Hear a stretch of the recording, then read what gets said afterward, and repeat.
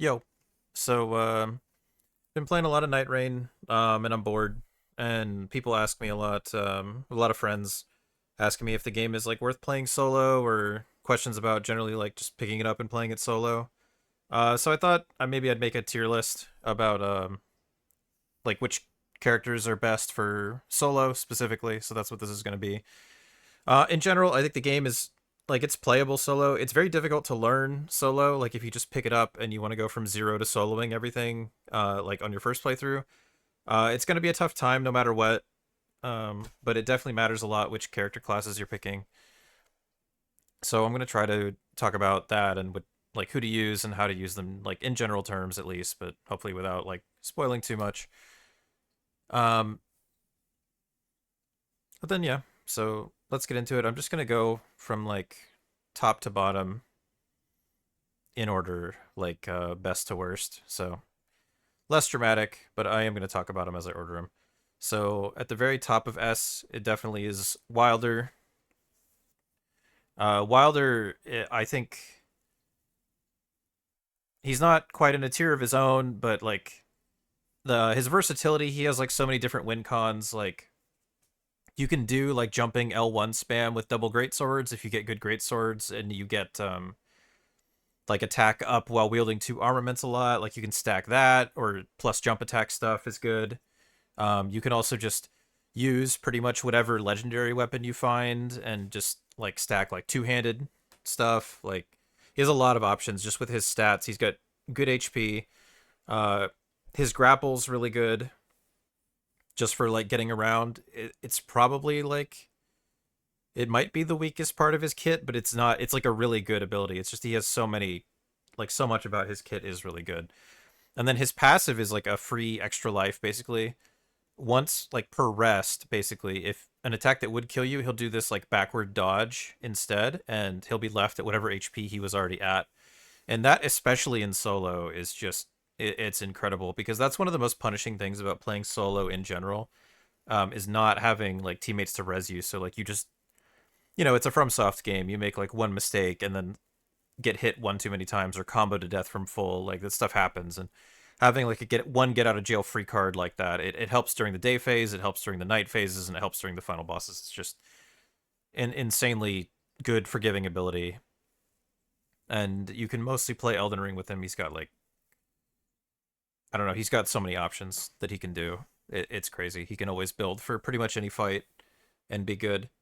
And the grappling hook is also nice for bosses that run away, which is most of them in this game. A lot of them are moving around all the time, and that helps you close distance during fights as well as helping you move around the map more. And then his ult is like maybe the best in the game. Probably is. If you charge it all the way, it does like absurd damage. In solo, since things have less poise, it'll almost always stance break just about anything if you charge it all the way and get a good hit. Um, and then the recharge on it is really fast. And having like an alt with a really fast recharge is really, really good in this game, especially for solo. It'll let you just like delete or like do tons of damage to a lot of fights, which helps you clear things quickly. Like being able to use it on every fight, like more frequently, often is better than having something that does a lot of damage but on a long recharge, so you can only use it like once. But just like the raw damage it does, plus getting the stagger on it, it's absurd. It's really strong, and especially with some relics and stuff you get later, it just makes it even better. So yeah, I think he is the best in the game for solo, certainly. Next is Raider. Raider has one really good play style. That's, I think, one of the big differences between Wilder here, and that puts Raider below him. I've seen some people rank Raider like a lot lower. But I think the thing is, like, the main thing people complain about with Raider is that he has a unique colossal moveset, but it kind of sucks. Like it's really slow. But that's just not how you use Raider, is the thing. The way you use Raider is you get two colossal weapons and you do jumping L1 spam. Uh, and then his like skill retaliate is just absurd on top of that. It does a lot of stagger. So retaliate, it's like a headbutt, or it's kind of like a punch kind of thing, depending on whether it's charged or not. And whether it's charged is based on how much damage you've taken since you last used it, basically. But either way, it essentially functions the same. The big thing about retaliate, You can't die during it, which is helpful for solo. You can be taken to 1 HP, but even that doesn't happen too often because you get like insane damage reduction while you're in the stance, like charging it. But the big thing is you're actively regenning stamina while you're using it, which is different than a lot of other skills and insanely strong. So you get two big colossal weapons. You do jumping L1s, which do tons of poise damage. So you're like stance breaking things. And then when you're out of stamina, if you didn't happen to poise break whatever you're fighting already, then you just go right into retaliate, and that'll in solo that'll almost certainly get you your poise break, and it'll get you all your stamina back either way, and you're not gonna die during it. So it's just like that specific playstyle with Raider is absurdly strong. It's incredible how easy it is to dumpster like a lot of fights, bosses, and like just everything. Um, I think Raider might be the only class that is better in solo than he is in trios. Um, Basically for that reason, because in solo, bosses and enemies and stuff have less poise, so it's easier to stance break them. So like his stance breaking is still like useful in it's still useful in trios, but you're not going to be single-handedly stun locking bosses. And in solo, boss poise is low enough, you can single-handedly stun lock a lot of bosses just by stance breaking them over and over. It's really strong. It's absurdly strong. But he only has one playstyle. So I think it'd be fine and probably good if they buffed his colossal moveset normally, because it's not going to make the jump attacks any stronger. It's just going to give him possibly an alternate playstyle instead of like, oh, you want to spam, you want to like look for jump attack talismans and wielding two armament talismans and like stuff like that, or not talismans, but gear during the run. So like he kind of has to do that to be good, but when he does that, it's really strong. It's really easy to use. If you like strength weapons and you're fine jump attacking everything, like this is like a really good pick as well. Definitely very solid. The last one in S tier is going to be Iron Eye. So the important thing to understand. Oh, sorry, I didn't talk about Raider's alt. His passive doesn't really mean anything. It's just a buff to his skill, so it doesn't mean anything. But his alt is Totem Stella. It like summons the rock. It can be kind of annoying because it like enemies and items and stuff can get trapped inside the rock, and it's more annoying than helpful when it happens generally. But it does decent poise damage as well. You get a ton of iframes on it. And it's on a fairly quick recharge. This is like it does the job of an alt, kind of like Wilder's, but less good. But you can spam it by ultimate standards anyway. It's pretty spammable, and it does good poise damage. That's like the minimum you want off of an alt, really, in this game, I think. So it's fine. It's not great, but it's fine. Iron Eye. So the most important thing to understand about using Iron Eye is you want to always be marking things. The marking is the key to making him work. When you mark something, you put like a red X on them, and then they take more damage, but also if you do enough damage to them while the mark is up, then the mark will proc, which is like you can see the X like kind of expand and then go away. So then the mark goes away, but they take like a ton of damage and they get staggered, like a ton of stagger. It'll usually trigger like kind of a mini stagger if nothing else, but often it'll end up in a poise break as well, especially in solo. So you want to always be marking your targets when you're playing as Iron Eye, trio or solo. And then you get like tons of iframes on that skill as well. So the way you use Iron Eye, especially when you're fighting bosses, is you're like kind of plinking away with the bow, and then the boss will like do a combo towards you. You want to mark like through them because your mark not only does it give you iframes, it also makes you intangible. So you slide through the boss, and then they keep doing their combo as they go past you, and you just keep plinking away. And that's generally how you use this guy. You kite enemies around, you make sure you keep them marked, and when they come at you, you slide under them, and then you keep doing it. The other thing to note is that R2s are really good with him. Especially like a lot of enemies in this game, they take extra damage if you hit their heads, like bigger enemies especially. Like Magma Worm, the trolls, dragons too. So you do want to be aiming for headshots when you can, and then also a lot of the time when you like stance break them and they fall over, you can actually run up like point blank and do R2s, like your triple shot.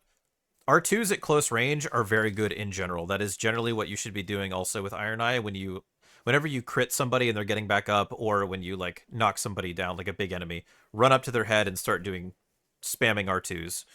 That's like a really, really strong thing as well to get good damage off of him.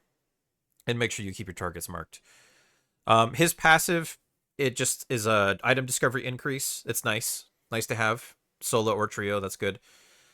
And then his ult is really, really good as well. It doesn't quite have the stance break power of Wilder's, but it's very spammable and it's a much larger AoE. So that's another thing when you're using Iron Eye and you're like in an enemy camp. As much as possible, you want to aim your arrow so that it goes like into the camp instead of like away from the camp. Because you can just kill a bunch of random stuff like just off of like the wind blast from it, and that's really, really strong as well. Just for like getting little bits of extra runes, that's like something you learn to do eventually as well. But it's on a very quick recharge, just like Wilder's. So this is also like a top tier ultimate, I would say, as well. So he just kind of has all that. The problem with Iron Eye is that he is very frail, extremely frail. And like, you have the bow, so you're fighting at range most of the time, and that lets you avoid a lot of melee stuff, which is helpful. But a lot of the boss fights, in particular, like the Night Lords, they have like huge AoEs, and if you're going in like learning the game and you don't know how to dodge those AoEs yet, there's still like a decent chance that you like get down to multiple times just from the AoEs with Iron Eye. So he's not like, wouldn't say he's difficult to play. In theory, his game plan is simple and it's also very strong, but you do get very punished for making mistakes with Iron Eye. And so especially when you're learning the game, he's less forgiving than these two, and that's why I put him at the bottom of S tier. Still really strong, and especially when you learn the game, he's gets even stronger, I think. But for learning the game, he does have that drawback. It's very easy to die as him if you do happen to make a mistake. And so with that, we'll drop down into A tier. Executor, I like Executor. I wish I liked him more. The problem is he doesn't get a ton of use out of a lot of his kit. He's very good at bleeding and frosting things because his arcane is so good. And that applies to poison as well, but bleed and frost in most encounters are going to be the strong thing that's going to do a lot of damage. With your normal katanas and stuff like that. So that's cool. Rivers of Blood with this guy goes insane. Like, it's really strong. So anything that bleeds, he's got like really good damage potential, honestly, which is good. His passive, he gets a damage boost whenever a status like ends on him. So like a bleed proc counts, but for poison, like it has to actually, like, the poison has to end. Like either you cure it or whatever. So it doesn't come up a lot in fights. Like you can do like a seppuku build with it to self proc and stuff, and it's like 20% for 20 seconds or something like that buff. But it's less practical. You generally don't want to waste a relic slot starting with it, and you want to be able to use other weapons anyway. And like I said, like best case scenario with this guy is you get Rivers of Blood anyway instead of like your starter.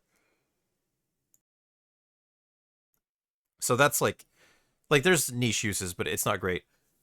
And then his normal skill is he pulls out a cursed katana and you can parry with it, and when you parry it does stance damage, so you get stance breaks with it, does poison damage. It can be good in a team if enemies are on you. Like, it's good for tanking, but its damage is very low. Um, Even with the stance breaks you get with it, it's just kind of slow. Not the greatest for solo. Some bosses or enemies, it's very fun. I like doing it, but it's not the best. And sometimes using it is easier than like dodging attacks. But like I soloed the final boss with him once, and I only used the cursed katana, and it was really fun. It wasn't like particularly hard compared to doing the fight normally, but it was a lot slower. There are faster and easier ways to do it still. So like a lot of stuff with him is kind of like that. Like, it was fine, but you're not getting a lot of that. If you can't bleed an enemy or you can't frost an enemy, unfortunately you're not going to be getting a lot out of him. That's the downside here. But he's fine for solo. Like, you could definitely beat the whole game with him, and it's not the worst thing. He's got decent like health and stuff like that. And then his ultimate, I think his ultimate is overrated by a lot of people.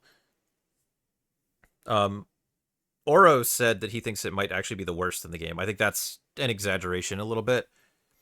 Um, and his logic was on top of the other things I'm going to talk about that are wrong with it. Like you have such a big hitbox that like some AOE's will just like murder you when you're in your ultimate beast form kind of thing, like immediately. And yeah, that's a definite drawback, but it's still like you can still do a lot of damage. Like your damage potential with it is still high. You get all your health back when you go into it. There are a lot of cases where it functions like an ultimate should. You know, it gives you a lot of damage, and it also like lets you tank a lot more and stuff like that. But it is on a really long recharge, and beating up like bosses, especially like in early game, because one of the things you can do in solo, like that's really helpful, is having an ultimate that you can use to kill your first like boss or two when you don't have a build going yet, and you want to clear something that's maybe a little bit higher level for you. Like very often, I like to take on my first ever jail at like level 3. And so having an ult that'll let you either immediately stance break or do a lot of damage to whatever Everjail thing you get, like, is really helpful. This guy has that, which is good. Um, and you've got your roar AoE to stun lock enemies and kill like a lot of like kill little mobs as well for like extra little bits of extra experience, which is good. But still, like if you get like a big single target in early game, like in order to do all the damage you get, you have to like R1 it like for ages, like 3 full R1 combos, and then that gives you decent damage and stagger. And you're going to be stun locking the boss, so you're not taking any damage, but it's still slower than something like Wilder, where you're just going to immediately pop that ult, do a ton of damage, stagger them, and then get a riposte. And then that's going to do like similar damage to like what you're going to get off of Executor's ult, but you're going to do it a lot faster. And in the day phase, that matters a ton. That matters a lot in the day phase. And then on top of that, the recharge for his beast form is way longer than these three. So it's like technically you get more damage per usage out of it in theory, at least just from the ultimate. But yeah, you're not getting iframes throughout it like these guys, and it takes you longer to use it, and you're getting to use it less often. So it's honestly like I think it's a mid kind of alt. It's there are worse alts definitely, but it's not as good as these three by a long shot. It's a lot worse than it seems at first. But still overall like a fine kit. You could do this if you wanted to. First playthrough all the way through. Like it's going to be fine. Like you can make it work. Definitely. And then Burb Guardian here. Right behind Executor. Um very very playable is what I'll say. Um so your skill is you've got like a great shield. You can go into like a great shield stance by like dodging while you're blocking. And that's fine. Like it does help. And then you can build like a guard counter thing with him that's like reasonably strong. It still doesn't really compete with these three up here, but it's like it works. You know, it's maybe easier than dodging through stuff. So that's fine.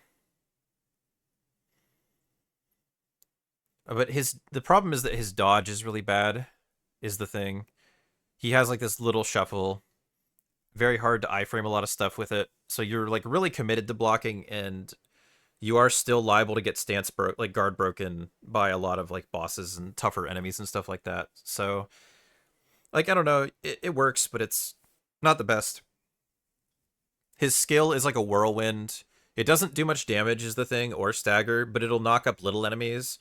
But like, being able to deal with small enemies more efficiently isn't really a big boon, because like these other characters are just R1ing them twice.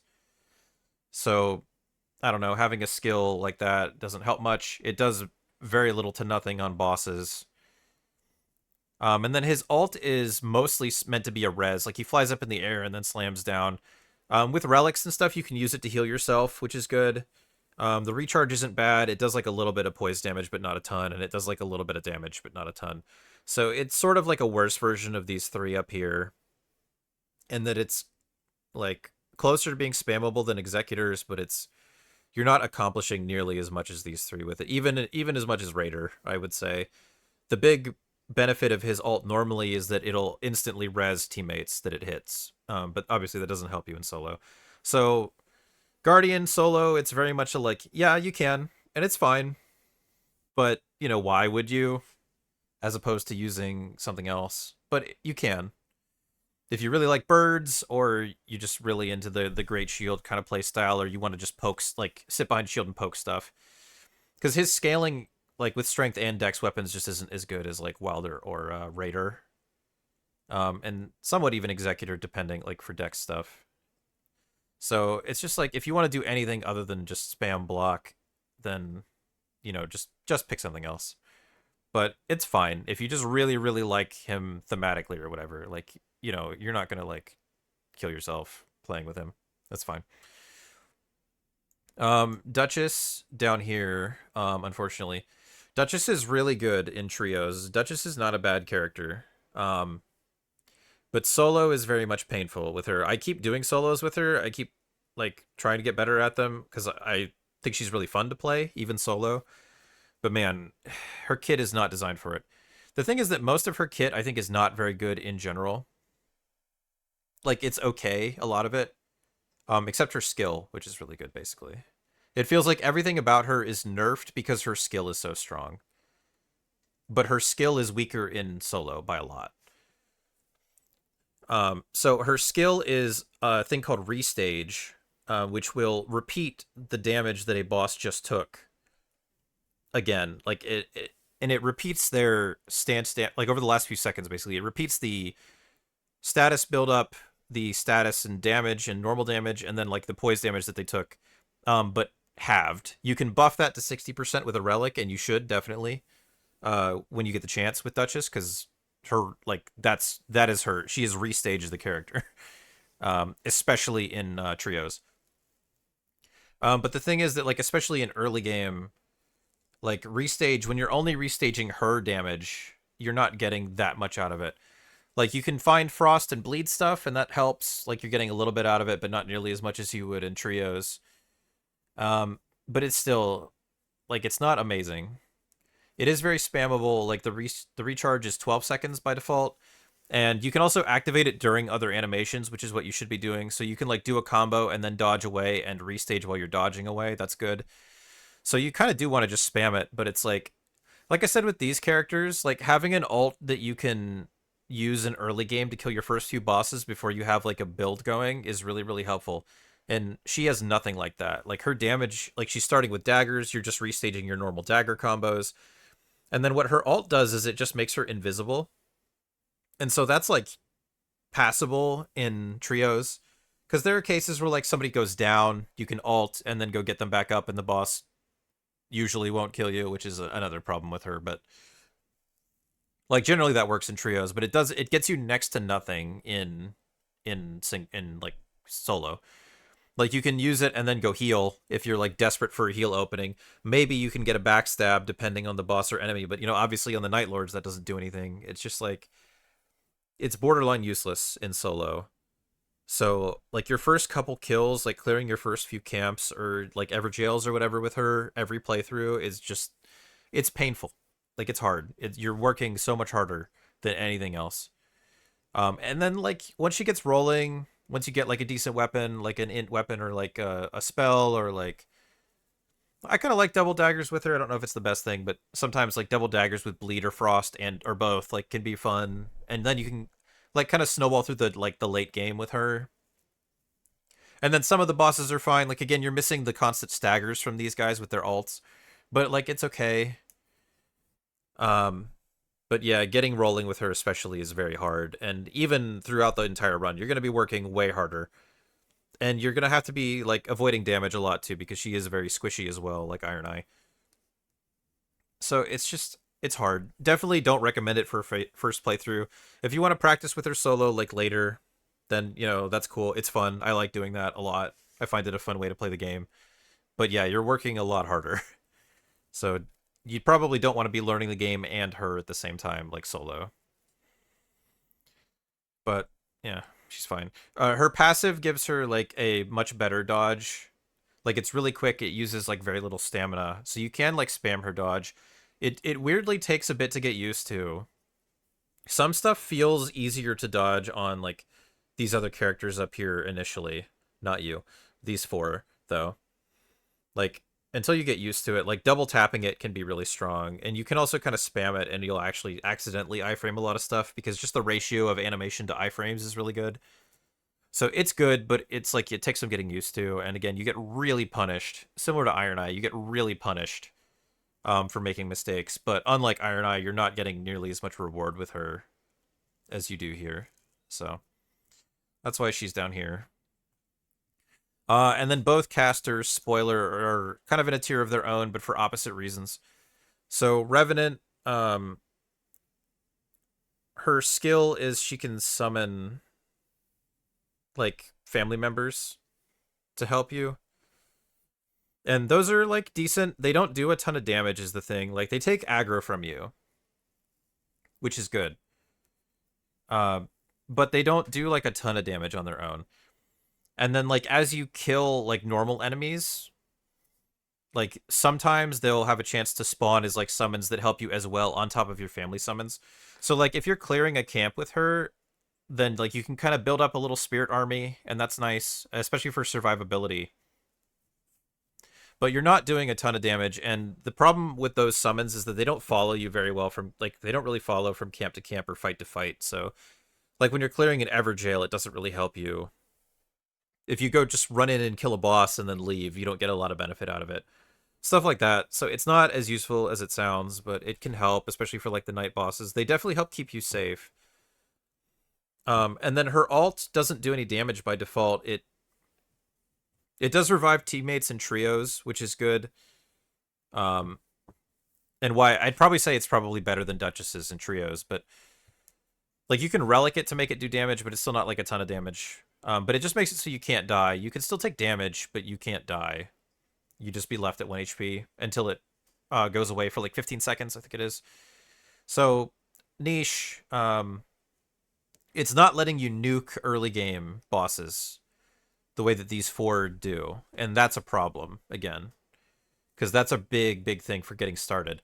And then the other thing that makes her really hard to get started with is she does not start with a damaging spell, but she's like a faith. She only has an S in faith. Like you definitely want to be using incantations with her and like hunting for seals. So to start out with, you just don't have a seal to do damage with. And then sometimes you might go to a church immediately, like maybe there's only one church near where you drop and you just don't get a good seal, you know, or like you just don't have good places to check for seals, and then so you don't get good damaging spells to start with. And then without that, it's like what are you going to clear now? Because it like single boss fights take forever without spells, incantations, I should say, to do damage with her. So that's a big problem.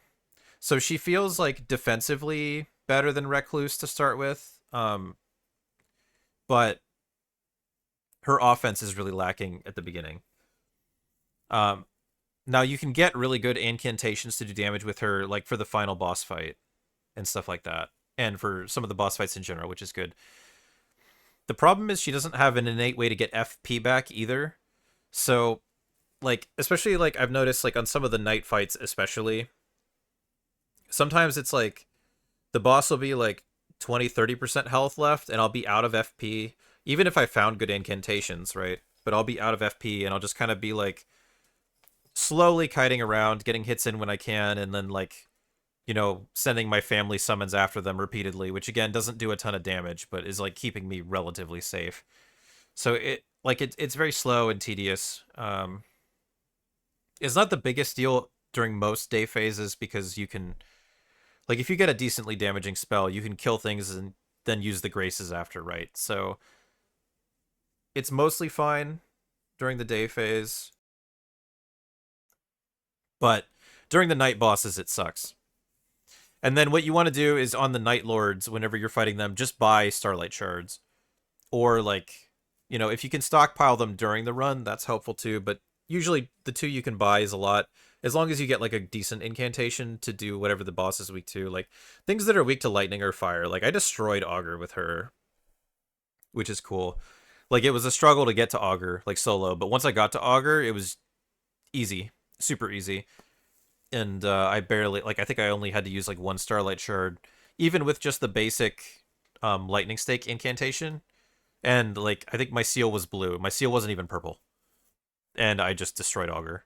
because I had the lightning weakness. So yeah, once you get to the boss, like she could be good for solo even. But yeah, getting started with her is really slow. She's safer than like Recluse, but yeah, you really need to find a good incantation immediately to do good damage with her at all. Otherwise, you're going to struggle to clear things fast enough. She would be a million times better. Like if you used her like in a base Elden Ring setting, she would be like really strong. Which I mean maybe is a little silly to say, but like if you didn't have a time limit, she would be a lot better solo. But you do have a time limit, and so she's very slow at clearing things, and that's her problem.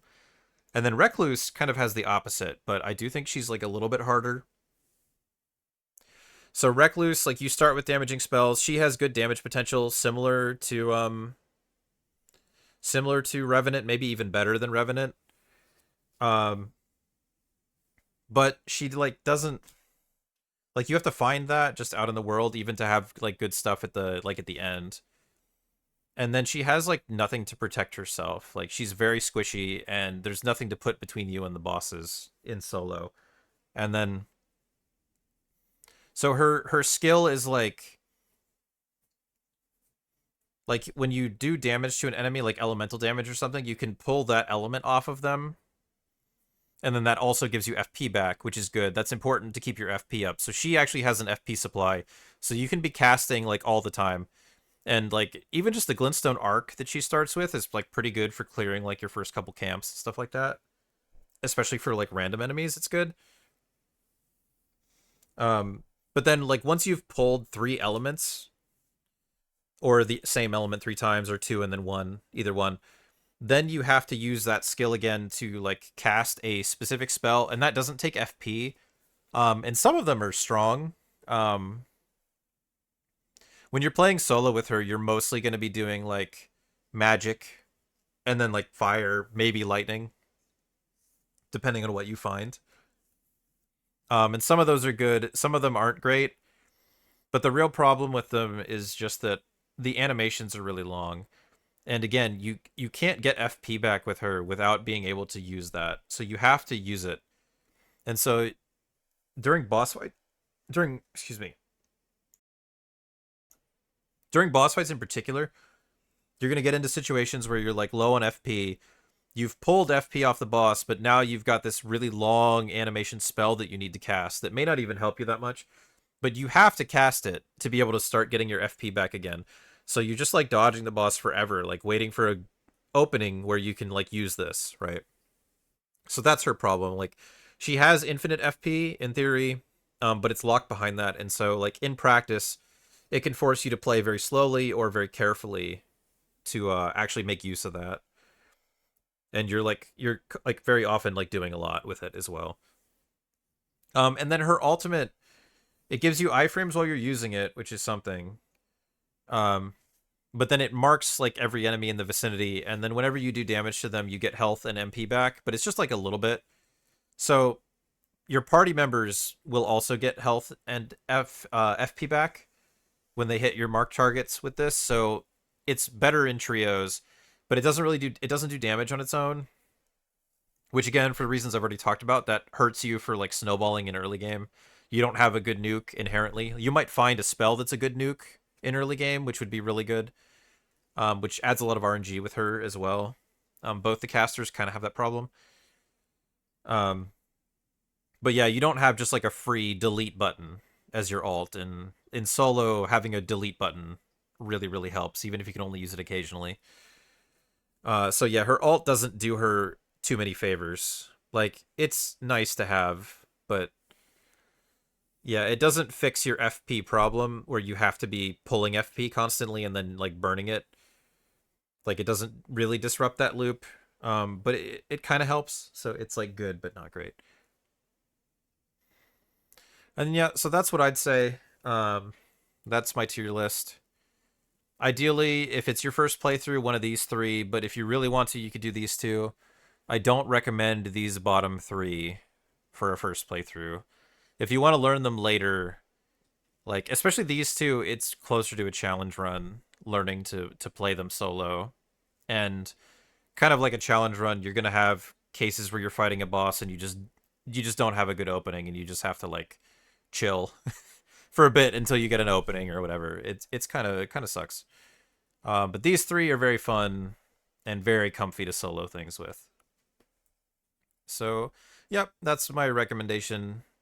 Hopefully someone gets good use out of it. If nothing else, maybe I'll recommend this to KK when she's getting ready to play. But yeah, that's gonna do it for me.